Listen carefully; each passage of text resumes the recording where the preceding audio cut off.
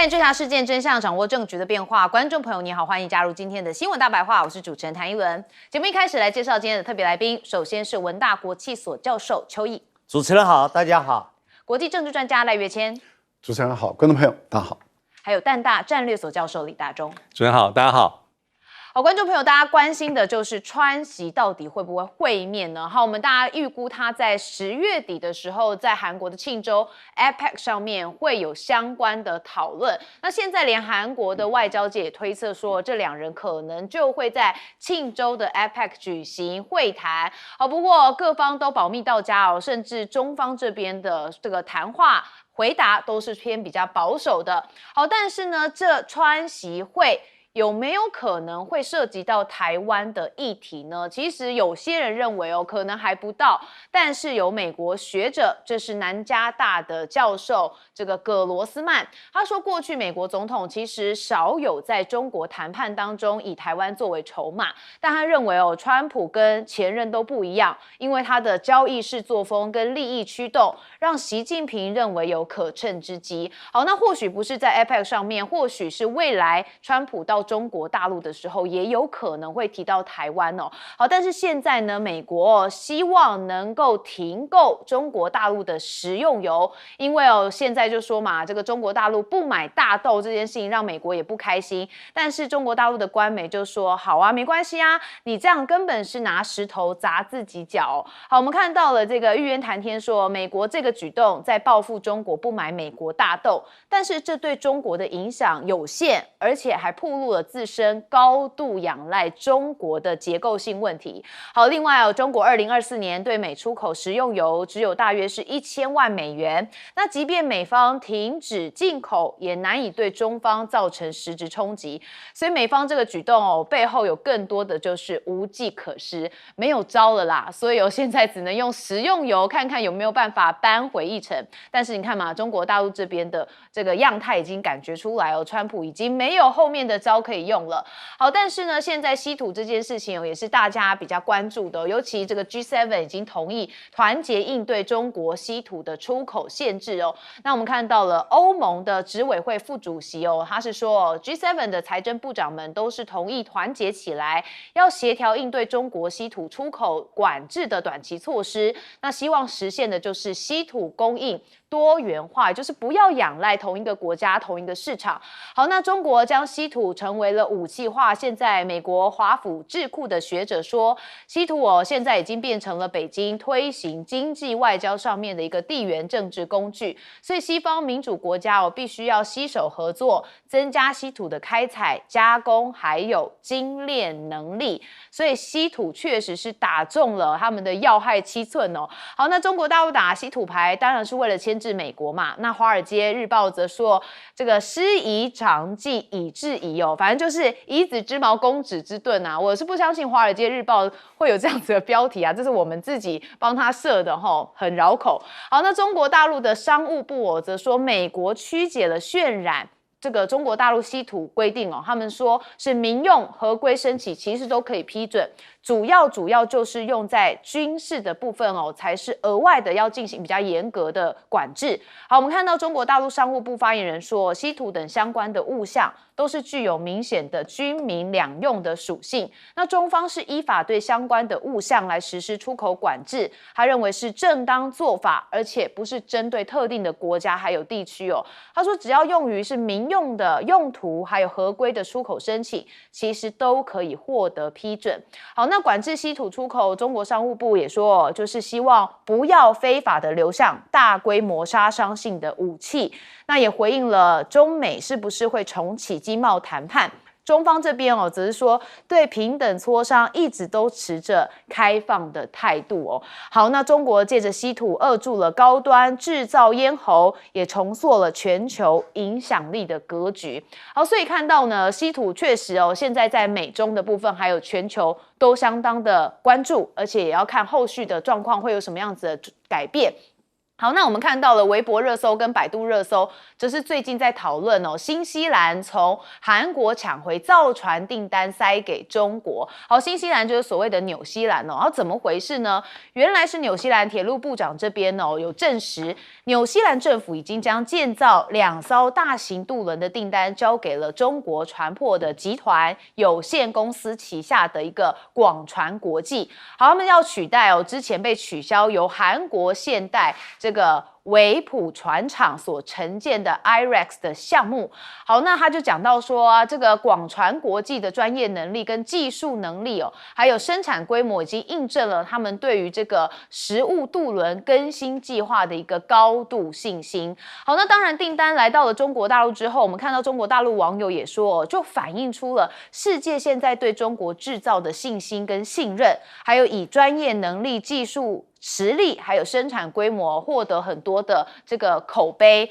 那以及在制造业这一块中国大陆的网友说啊，我们真的赢了，也获得了很多很多的支持哦，说还赢麻了。那6个亿不要吗？因为五眼联盟国家骄傲的宣布说，2艘巨舰的订单转交给中国嘛。因为刚刚你讲到嘛，他们停止跟韩国造船来合作，也转向了中国船舶的公司。大家就说了，韩国其实背后不就是跟美国同盟吗？是美国的盟友嘛。所以呢，这个代表是不是就代表不是价格问题？纽西兰宁愿认赔也要转单给中国，那就是代表对于中国的造船实力还有地缘政治现实的一个双重认可。好，但是大家知道五眼联盟包含了有纽西兰还有美国，那这是不是也代表他们之间的内部有一些摩擦呢？甚至有没有可能五眼联盟也真的就是变成单独的在做自己的事情？好，我们先看到的是川喜有可能是在韩国 APEC 上面见面。好，大家也有说是不是台湾也可能会成为讨论的话题？我们先问邱毅委员。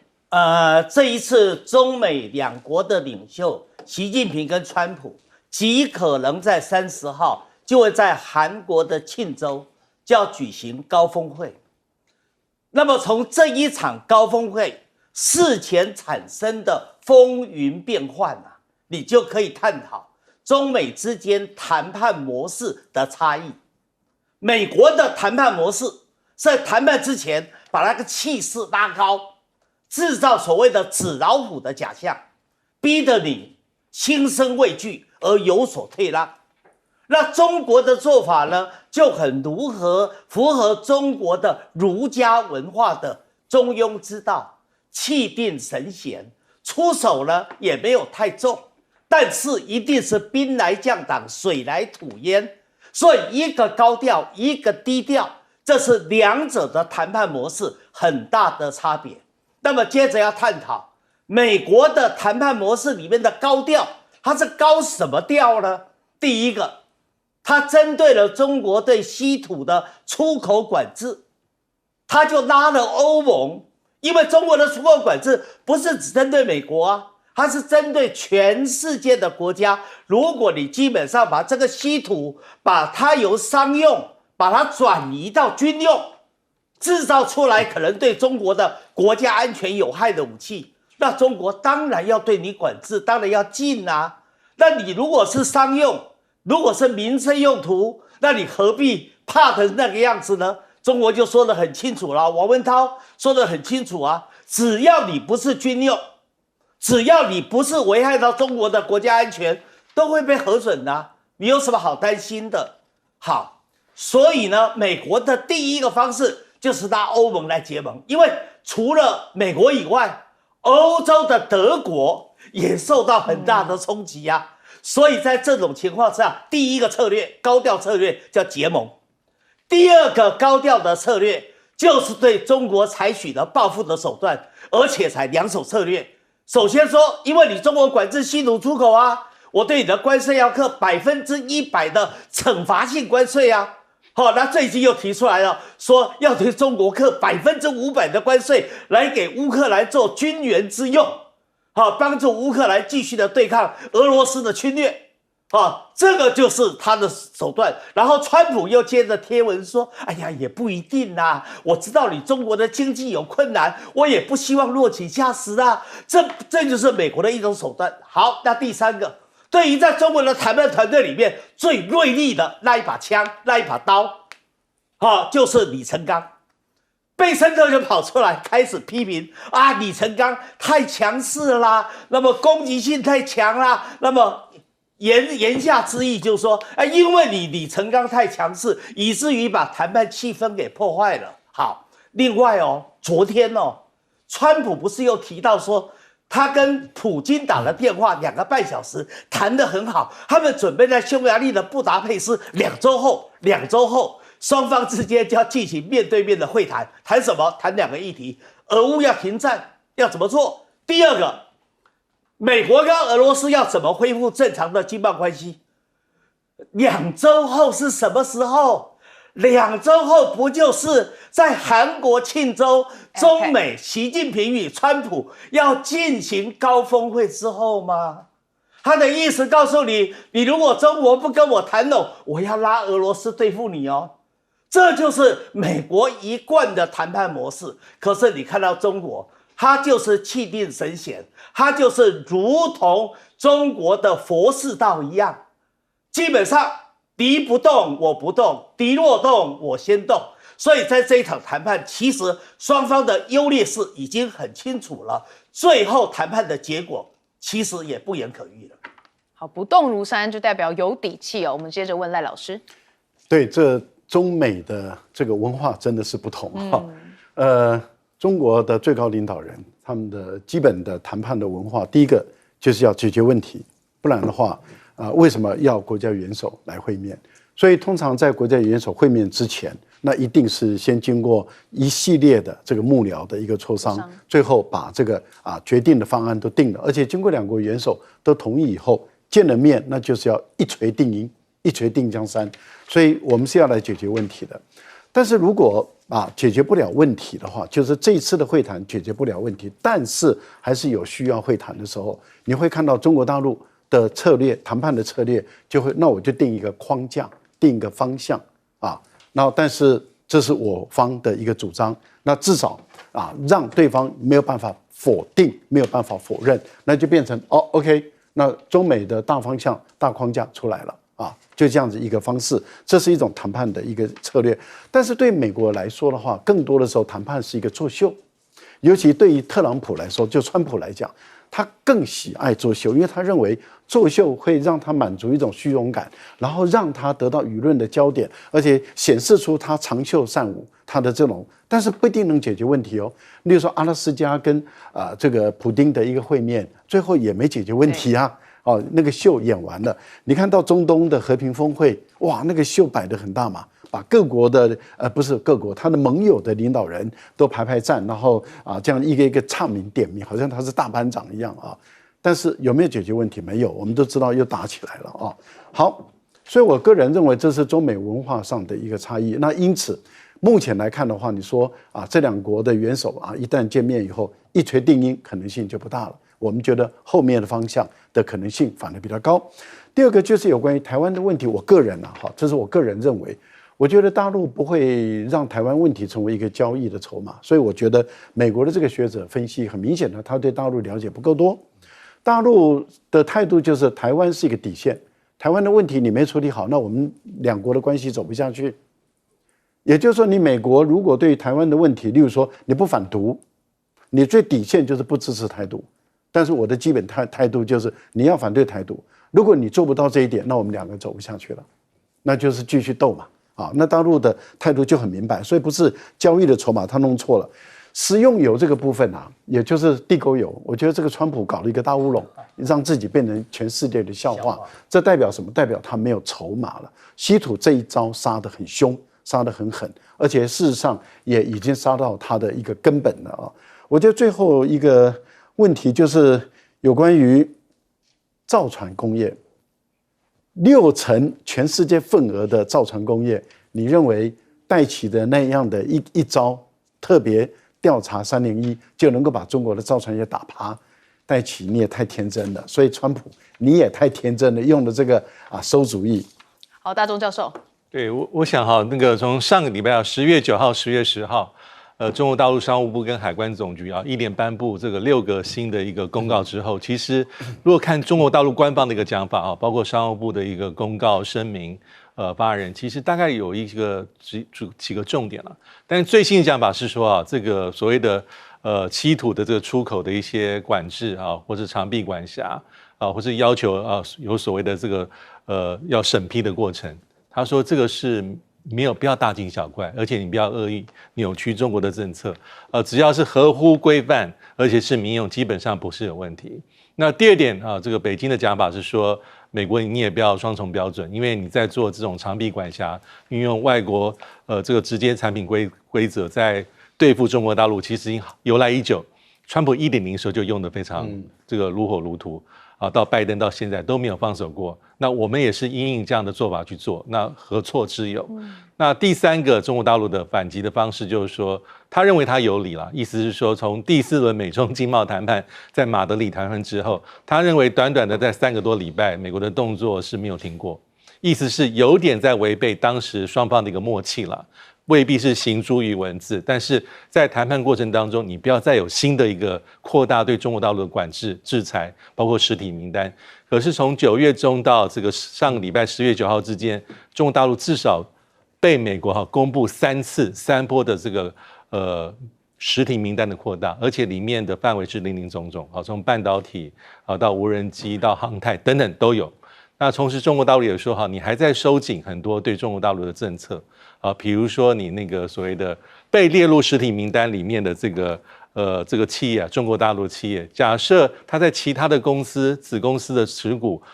超过50%，也要自动被列入所谓的实体名单，那不就是说这个网越来越密，越来越实吗？那还有就是在这个过程当中，卢特尼特又讲到对台湾50-50，这北京是在意的。第4点，还有对于这个美国最在意的中国大陆的航运物流等等。在这个过去这段过程当中，美国还在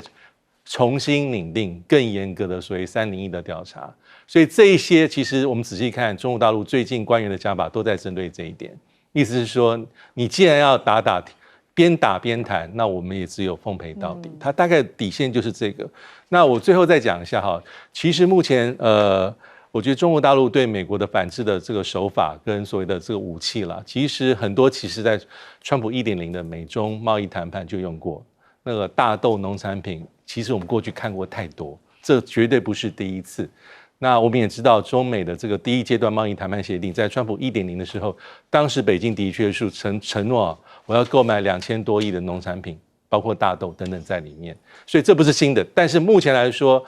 北京比较有底气的还是在稀土管制条例，还有稀土的一些规范，而且这个是经过这几年慢慢的把它精确化、系统化，还有所谓的这个法律化，看起来是有效的。所以很多人说，中国大陆其实在川普要上任之前，他其实早就已经超前部署，在抓到底什么东西可以对付美国。好，我们休息一下，马上回来。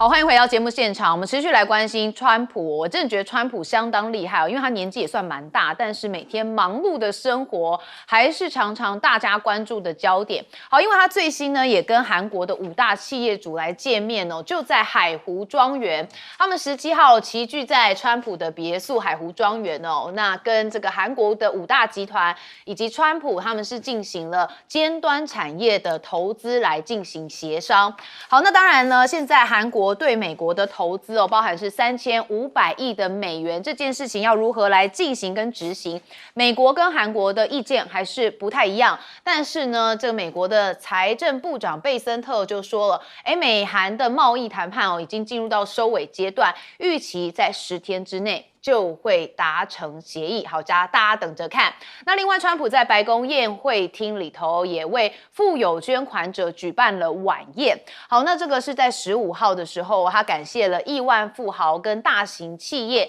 为他在白宫新建的2亿5千万美元的宴会厅来提供捐款。好，那川普在加密货币上面得意哦，在高尔夫球场失意啊，因为呢，他们川普家族支持的加密币业务包含了迷因币、稳定币跟卡片交易、去中心化的金融平台等等哦。根据英国的《金融时报》的报道调查，川普跟第一夫人梅兰妮亚的迷因币，哇，为他们带来了4.27亿美金哦，真的是很会赚。当了总统之后还要继续赚。好，那华尔街靠川普赚翻哦，因为光是这个 Taco 的交易哦，神操作惊人的投报率也曝光了，说如果跟着这个进来出去之后，就可以高达12%的这个报酬率。说如果被动的投资持股的话，这个报酬几乎是持平的。好，或许有很多观众朋友一定很有感觉哦，跟着川普这个跟进跟出的感觉哦，实在是非常的好。好，那川普称通膨结束了。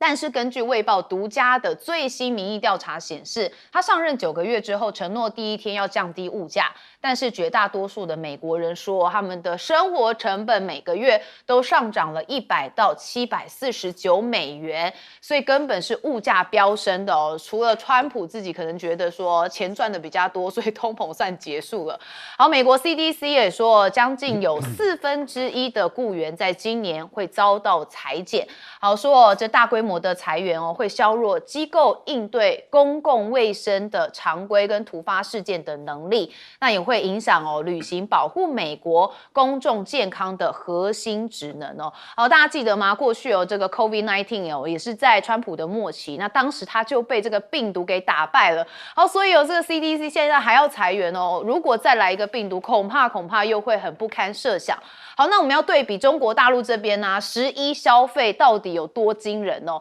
有超过8000亿人民币哦，尤其重庆非常的夯，是吸金王。好，我们来看数据哦。根据最新的统计，今年11国庆跟中秋假日8天来看，全中国大陆国内出游是8.88亿人次，较去年来比是增加了1.23亿人次哦。那国内的总花费也是增加的哦，所以整个看起来经济非常的好。那贝克汉也到了上海哦，但是发现说，他去找拉布布想买，结果买不到，很无奈啦。就网友说啊，他都抢不到了，那所以我现在抢不到，我也很释怀啊。那拉布布有多夯呢？之前哦，苹果执行长库克也收到了拉布布娃娃，甚至还拿着 iPhone 17 Pro， 也代表说拉布布很夯之外，大家也有钱来买拉布布哦，这个一只不便宜哦。好，人民币的中间价也创了1年来的新高哦，说这1年之内累计涨了超过900点。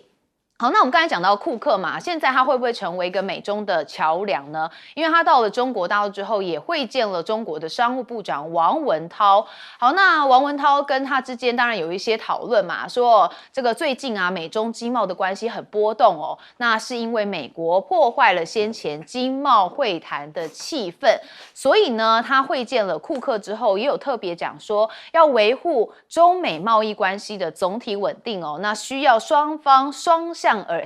而行，所以希望美方跟中方要以两国元首的通话共同的共识来进行一个引领，通过平等对话来协商哦，要为两国的企业展开合作，希望有个稳定的预期以及环境。那甚至哦，这个另外一位叫何立峰的，他也跟这个库克也说，希望你可以当我们的这个桥梁纽带啊，因为美中之间关系比较竞争又比较是不稳定的。然后呢，他就讲说，希望各位委员继续发挥桥梁纽带的作用，积极支持中国大陆的经济发展跟中外交流的合作。好，我们先看到就是韩国嘛，他已经跟这个5大企业主跟川普见面了。大家现在很关心就是美韩的贸易部分哦。这个贝森特说10天之内会达到一个这个协商。我们先问邱毅委员。我记得在几个礼拜前，好像也在一轮的节目我就说过了，川普其实一边在做世界霸主，一边治理美国，打击异己。一边呢，也在创造他个人跟他家族的财富。我还特别举了一个例子，说今年的4月30号，川普的大儿子特别的跑到韩国去，就待了2天的时间，包含交通时间哦，2天的时间。那么接受了韩国新世界总裁郑荣正的邀请，跟他会面的有10几个韩国的大企业。当时我也去了这一场聚会，所以呢，当时我在节目里我就说，这个聚会还有后续。果然没错，4月16号新闻是17号出来，其实4月16号到18号就在海福庄园。那么孙正义表面孙正义主办，然后他邀了韩国的4大的财团，哪4大财团呢？我跟大家说好了，第一个现代企业，第二个三星，第3个 SK 海力士，第4个 LG， 就4家，包含了孙正义，所以外界传说是5名企业主就是这么来的。那么他们其实是跟着是谁挑他们的呢？就是川普的儿子。所以我讲的4月30号在韩国首尔的那一场秘密的聚会，其实就是这一场在佛州海福庄园的5名韩国的企业去朝拜川普所产生的会前会。而他们在谈什么？我们知道川普是一个很爱面子的人，他是要面子又要里子，所以他这一次到韩国庆州，他基本上有一个附属的产品，他要李在明要同意答应美国的那3500亿美元的投资，要以现金的方式一次支付，一次结清。可是李在明说没有办法啊，我的外汇存底就是4100亿美元啊，我哪有办法一下子给你3500亿美元呢？我给你3500亿美元，我韩国的经济金融就垮掉啦。所以他现在采用一种迂回包抄的方式，用韩国的大企业。你们知道韩国的大企业在韩国的政治、经济、商业上面的影响几乎到了无远弗至的地步，所以他是用这个方式要来逼迫李在明屈服。这也是川普为他这一次到韩国庆州 APEC 峰会行的事前的一个很重要的重锤准备啊！原来每一件事情都有相关联性哈，赖老师。川普运用他个人的总统的权利，还有运用他关税的手段啊，你可以看到他为他个人跟为他的家族怎么样的去捞个人跟家族的利益啊。你甚至已经看到了这个印尼的总统普拉博沃可以公开的在这个埃及的这个峰会里面，麦克风都还没有收音，他就可以跟他说：“你的儿子，我可不可以跟你儿子联络？”然后因为他的2儿子是在印尼投资开发高尔夫球场跟商业中心、川普大楼，但是在今年2月的时候，因为环保的问题被卡住了那他等于是说，我把这个人情做给你，让你的儿子可以赚钱，而且还可以到这个印尼的巴厘岛去开发，因为普拉博沃想把印尼的巴厘岛打造成为另外一个亚洲的金融中心，那你就可以大发利市。你可以看到他利用他的权力、关税等手段，为他个人跟家族捞这么多的利益中，如果川普在台湾是这样做的话，你觉得台湾人怎么看这个问题？坦白说，到今天为止，柯文哲检察官还没有真的拿出一枪毙命的，就把人家关了1年多了。但是如果是川普呢？那我到现在没有听到民进党有人对于川普的操守清廉有任何批评哦，这个就是双标了嘛，双重标准了。民进党对于柯文哲的打压，然后对于川普的这种宽容，你可以看到完全不同的标准这个真的是人类间最诡异的事情。那华尔街为什么很爱川普呢？因为他太可预测性了，太可预测性对于像邱毅委员也好，他们熟悉经济金融的人来讲的话，那这种领导人实在是太可爱了当他这个做了一个动作，股票狂跌的时候，那因为大家都知道他是他狗，他马上就会做什么事，股票一定会再回来。所以股票狂跌的时候，这个华尔街的金童玉女们马上大量的去建仓进场买。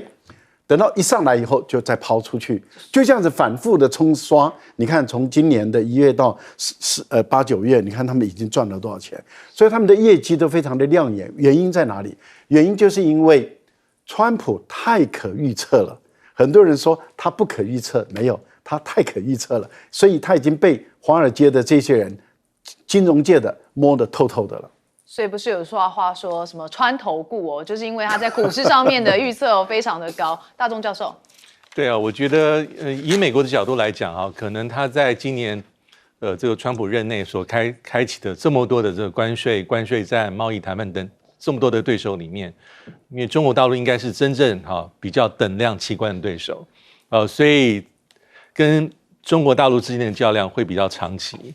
那美国的很多的手法看似有时候比较即兴式，但其实也蛮细致的。那我觉得你看那个川普跟贝森特这一阵子的讲话，其实就是黑白脸的互用，唱双簧了。有时候可能川普凶了一些，那贝森特就说：“哎，这个如果这个稀土管制条例这个措施搞定了，还是可以见面啊。”那有些时候呢，可能贝森特就突然放出一些话，比如说他点名这个李成钢，我觉得是非常的罕见啊。因为李成钢那是8月份的事，他在第3轮跟第4轮之间，李成钢是中国大陆商务部副部长，中国大陆的对外谈判的代表，他去了一趟这个美国，基本上双方那时候定位的是技术性磋商，但现在已经是10月份，他突然拿出来讲说李成钢不请自来，而且风格很战狼，不可取，这个就是很典型美国在谈判的一种主要策略。那尤其是在川普，他基本上他会不会攻击对手？会。但他基本上绝对不会碰触的是对方领导者，这也是国际关系比较常见。那川普更是如此，他不会批判习近平，也很少直接批判普亭，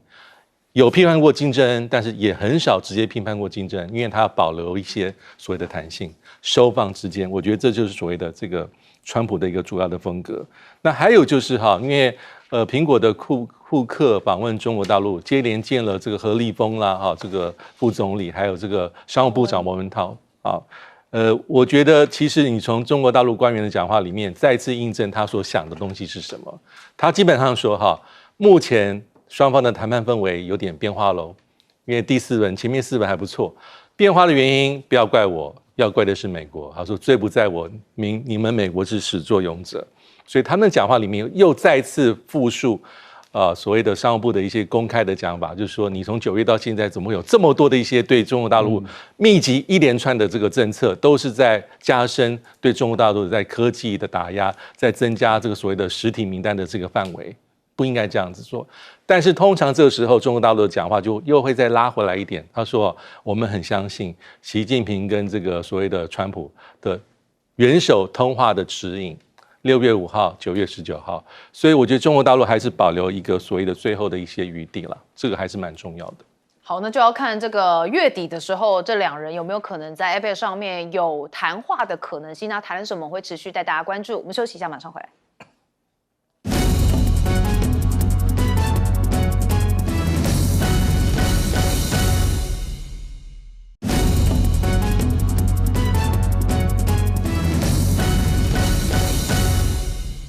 好，川普还没有跟习近平会面，但是他先跟普京来通话了。好，所以说是双普他们可能要会面吗？我就说嘛，这川普真的很忙哦，虽然他年纪大，但是看起来老当益壮。好，他跟泽伦斯基会谈的前夕其实他说这2周之内要跟普京举行了匈牙利的峰会。好，我们就先听川普怎么讲。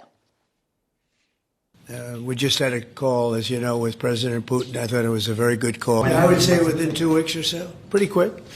Marco Rubio is going to be meeting with his counterpart, as you know, Lavrov, and they'll be meeting pretty soon. They're going to set up a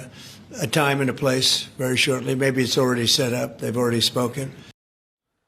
好，希望有如他说的，会有川普的跟普京之间的对话不过我们看到了普京的高阶幕僚这边是讲说，他们2人讨论在布达佩斯举行峰会的事项也说这通话非常的充实跟坦诚，而且是川普提议要在布达佩斯会面的。好，那匈牙利的总理奥班就说他们2人的会面计划对全世界爱好和平的人来说是很棒的消息。他说他们已经准备好了。好，但问题是是不是因为川普之前讲了战斧飞弹这件事情让普京吓到，所以上了谈判桌呢？好，我们看到川普怎么说他们的通话。他说，他当天下午在椭圆石办公室受访，就暗示说，目前没有计划立即向乌克兰提供战斧飞弹。好，又丢了，又 taco 了吼。好，他透露说，跟普京有稍微谈过战斧飞弹，并强调美国也有需求，所以他说，我们不能把自己的资源都用光。战斧飞弹非常重要，非常强大，非常准确，非常好，但我们也需要。但是他还是有跟普京在对谈当中讲到说，你介意我把这个几千枚的战斧飞弹给你的对手吗？好，那普京说我不喜欢这想法，不是白问吗？普京一定会说不行的吼。然后他说，你觉得他会说我很乐意收到战斧飞弹吗？好，自己都知道问的问题有一点点怪怪的。好，那不管反正这两大领导人可能接下来也要会面那当然，泽伦斯基这边又要怎么看呢？我们看到，因为这个乌克兰官员说，泽伦斯基要到美国见川普大家们也要讨论的就是战斧飞弹。那当然，爱国者飞弹也会是议题之一。那个战斧飞弹到底有多厉害呢？因为它射程可以达到2600公里，这意味着俄国首都莫斯科就会落入这个打击范围之内，而且战斧可以搭载的是核弹头，所以也被认为这个应该是蛮致命的一个武器。好，那现在美国扩大要跟乌克兰进行共享情报 ，CNN 就说了，两位熟悉内情的消息人士说，美国已经要扩大跟乌克兰的情报共享，好，纳入了对俄罗斯境内更深入的一个目标相关的资讯，也就希望借此来重新跟这个莫斯科因为阿拉斯加峰会失利而陷入停滞的谈判。那除了扩大情报共享美国也核准这乌克兰出售的是3350枚的增层攻击弹药的一个飞弹。好，确实之前大家还记得吗？原本川普说普京跟泽伦斯基两人会有个见面，结果现在也是没消没息的。好，那当然英媒这边也说川普呢希望能设一个乌克兰军援的基金，那要从哪里来呢？就从跟中国大陆这边进口的产品来课征500%的关税这所得的税金就会用于这个乌克兰军队来提供武器。所以川普就讲已经指示了贝森特在乌国总统泽伦斯基明天访问华府之前，向欧盟欧洲的盟邦来提出这项的计划。那曾任川普国家经济委员会的主任库德洛则指责美国的参议院想对中国征收500%的关税，就是要来惩罚他们购买了俄罗斯的石油。所以现在这个买俄国石油的事情呢，是不是也变成美国的一个教牌？因为呢，现在川普不是有讲吗？这个有说这个印度的这个莫迪有说停止采购俄罗斯的能源，那他自己讲说要中国还有日本跟进。我们听一下他怎么说。And he assured me today that they will not be buying oil from Russia. That's a big stop. Now we got to get China to do the same.有可能吗？中国你说不买就不买好，我们来先看印度其实印度他们自己也没有正面的答复，他只有说会以印度人民的利益为优先考量。好，常常看到川普说的话说什么印度说不买中国大陆也会跟进大家想说怎么可能？人家也是国家之一嘛好，不是你说的话人家就要听嘛。好，那川普也说中国要停止购买俄罗斯石油，我们就来看中国怎么回这个他说中国同包含俄罗斯在内的世界各国都是一个正常的经贸能源合作，正当合法，坚决反对美方动辄就拿中方说事，坚决反对对中国滥施非法单边制裁跟长臂管辖。好，确实嘛，你管我这么多，我想买哪里就买哪里，你说的算吗？好，那现在这个普京跟川普之间有可能也会来会面所以我说嘛，这个川普真的很忙。邱毅委员。政大成立了一个安倍的研究中心，我认为现在没有研究安倍的必要，安倍在日本也没有得到太多的重视，我认为应该成立的是川普研究中心，大家好好的研究川普。川普这个人很有趣，在我们教谈判的做谈判的人我们非常注意每一个人的肢体动作，还有他的穿着，他可以表露他内心的态势嘛。你看看在阿拉斯加的时候，那时候川普是怎么跟普京见面的？那时候他希望普京赶快帮他完成了俄乌战争，可以顺利的停战啊。所以你看，他见到普京的时候，川普以前跟人家握手是这样子握的，可是那一次在红地毯遇到普京的时候，川普是用这个方式来跟普京握手的。大家回忆一下当时的镜头，而普京也很识趣。普京以这样的方式跟他就交握了，这个常常是男的再加一个女的在求婚、在示爱的时候，我手往前一摆，要跳舞，对不对？哎，是了，我腰舞嘛，就是这个手势。好，那两个人手一握之后，普京的左手就靠过来了。你知道川普他的左手怎么样吗？他的左手轻轻的就抚着普京的手肘之上。然后两个人就携手就走红地毯，你知道吗？而在走红地毯的过程里面，你发现普京是气定神闲，而川普是摇头晃脑。摇头晃脑，通常这个肢体动作代表川普脑袋里面在想他的鬼点子。而且川普那一天，你看看平常如果会见像普京这样的高手，一般的西装是扣起来的，川普那一天没有扣西装。他是这样的，这个其实在重要的国际会晤里面，他是很失礼的，但是川普那一天做了，而你看他跟普京在一起的时候，普京就是一个很尊重国际礼仪的做法，所以川普的很多的动作其实都有含义的。大家都说川普讲话变来变去，其实川普讲话变来变去，基本上为他与个人与家族创造了多少的财富？我们在上个电视墙不就讲了吗？川普一谈到对贸易战的问题，一谈他知道股市一定会跌，一定会反应，所以这个时候他赶快就买空单啊，然后过了几天以后，真的跌了以后，他再补仓啊，这一下子帮他计算，至少平均报酬率12%，其实不止啦，他绝对高于这个数目啦。这就是川普的做法，所以川普现在又吹了一个牛他说印度已经答应，不向俄罗斯买石油，中国会跟进，真的吗？印度到现在为止官方没有证明哦，我认为这个也是川普的虚张声势。好，赖老师，川普目前他的一个做法是希望用这个战斧巡弋导弹把这个普丁把他拉过来让普丁能够屈服事实上有成效因为他这2天就要跟泽连斯基见面了，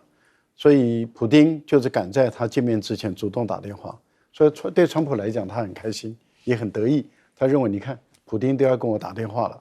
但是问题就是普丁的厉害的地方是在于他捧杀，把你捧得高高的，最后把你砍了一下。为什么呢？因为之前他就一直在赞美这个川普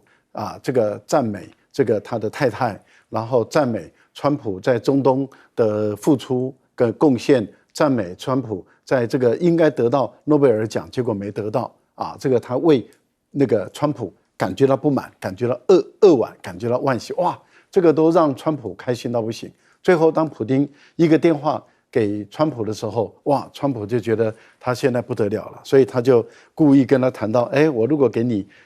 这个几千枚这个战斧巡弋导弹给你的对手，你介意吗？当然，普丁就跟他讲，当然我会介意但是普丁厉害的地方就在这里了，转折从这个地方开始。他说战斧巡弋导弹不会改变这整个战争的结果，但是会影响改变美俄之间的关系。哇，这个软中已经有压力了，就是说美俄之间的关系很有可能这是一个分水岭了。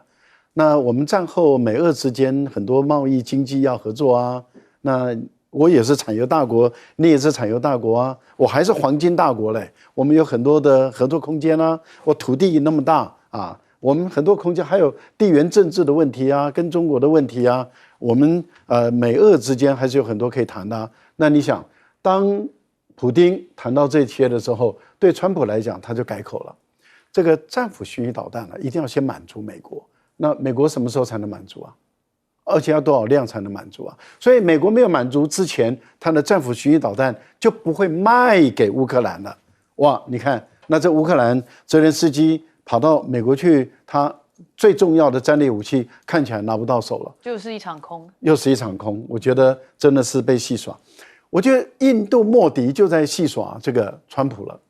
这个石油可以不买啊，但是我们原来定的合约还是要走啊。石油没那么简单的，你也知道，你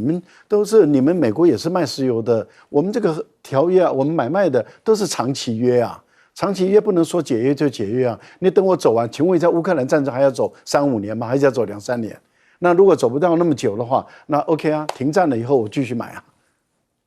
好，大钟教授。对，我觉得因为川普毕竟就是有很强烈的个人风格哈，因为他1月20号就任，有外媒统计过，他跟普丁之间的通话，包括证实跟未证实的，加起来可能超过8次，大概将近8次。那见面当然就是8月15号阿拉斯加，那马上要再见一次面。其实当阿拉斯加这个峰会之后，其实因为川普也跟泽连斯基谈，也跟欧洲的盟邦谈，那还叫泽连斯基要不要跟这个普丁谈。但你看，现在已经2个月过去，老实说，俄乌战争的形势并没有太大变化，所以一般人会认为说，应该如果我是川普的话，大概就不会那么有强烈的兴致再跟普丁进行一次对话和遑论式见面。那想不到川普马上就出乎大家意料之外，通话然后再安排见面。我觉得这点是至少他跟过去的拜登总统非常不一样的地方哈。第一个是如此，第二个这个战斧飞弹，因为我觉得他是有点刻意要挑起这个问题。来问问看普丁，你觉得这样好吗？那如果不好的话，是不是应该不要往这方向走？不过普丁的回答就像刚才赖老师所说，我觉得也没有错，因为应该不可能透过任何单一的武器系统去改变战场的局势，遑论是这个谈判桌上这个所谓的形势。因为尤其战斧哈，其实美国出售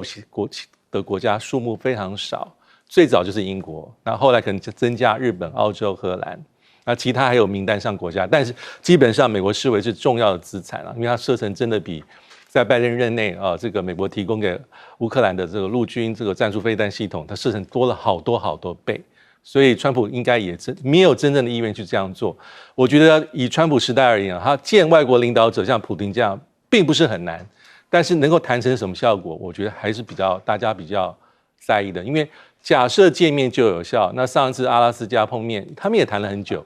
但是后来是没有办法真正落实，就还是卡在那些所谓的老问题。因为对于普丁要的东西哈，他是要求是乌东地区的两州，他可能要拿到全部。因为卢甘斯克目前俄军带几乎是全部被拿下来啊，但是那个顿内茨克带70%多的土地，那他可能希望这个地方是完整的。那至于扎波罗热还有所谓的这个另外一个所谓的另外一州赫尔松州。普丁曾经讲过说，暗示说这可以拿出来谈判。那普丁要丢的地方，可以换的地方，他可能是换很少的，哈尔科夫跟苏梅地区，可能就几百平方公里丢给乌克兰。那可是泽连斯基不可能接受这样的提议，而且俄罗斯要求这个乌克兰你要认2014年的这个克里米亚这个半岛，你就不要再有任何的一些其他的动作。俄罗斯还更进一步的要求说，你要缩减军备。你要维持中立化，永远不能参与北约。那俄罗斯普丁要求是说，也战后因为泽连斯基希望的是欧洲国家、欧洲的部队进驻，有点像什么？有点像是现在以色列跟哈马斯之后的谈判，欧洲稳定部队。而且，泽连斯基希望说美国有一定的角色，但是普丁讲得非常清楚，他说这个不行。